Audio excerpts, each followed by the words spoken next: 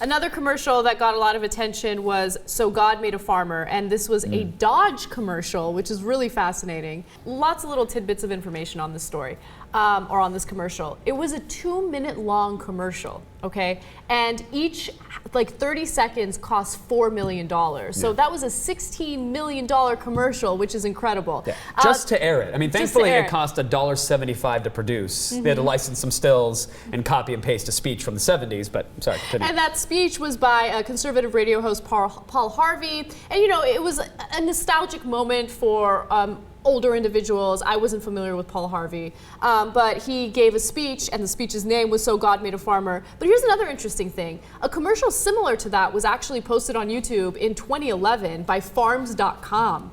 And they did the exact same thing. It had lower production values, but it also used Paul Harvey's speech, and it used stills of farmers working. Now, I don't know what that has to do with a Dodge. I guess you could use the pickup truck to do the farming? They want you to relate a Dodge truck to the gumption and the hard work and hay baling and antibiotic administering and massive machine slaughter job that is a factory farmer these days, I guess. But it was interesting. Slate originally reported this story as, wow, the biggest ad was, they said like, it wasn't ripped off, but they said like it was poached or something like that. Yeah. And the terminology made it sound stolen. The ad agency and Dodge are actually working with farms.com and trying to give back. So it wasn't completely poached, but I think what is interesting is that one of the most talked about, one of the clearly most expensive ads just for airtime alone, it was just a copy of an idea we already saw on YouTube from a year ago that had 1 million views. Like that's the best an ad agency could come up with, was licensing someone else's idea and putting a Dodge truck in it. Well, I feel like the best commercials usually come from online content, because with online content you could kind of push the limits even more. And I'm not saying this particular commercial pushes the limits, obviously it doesn't.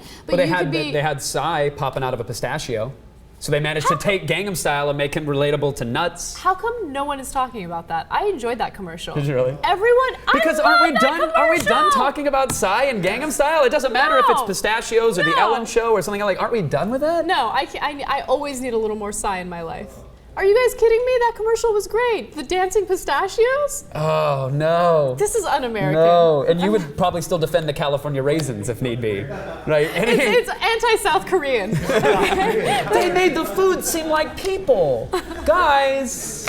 I enjoyed it. Look, anything with like techno music and people dancing, you have me on board. No, Anna, I know you're too young for that thing, but the Psy thing, the Gangnam Style now, it's played out as Macarena was in 93, 4, whenever Macarena was out. No, Macarena was never played out. Oh, see, that's the problem. Yeah, see, that's absolutely. the problem. Oh my God. No.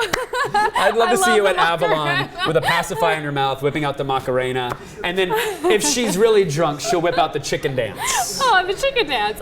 You guys are wrong, okay? You're anti-American culture. What? Yeah. He's South Korean.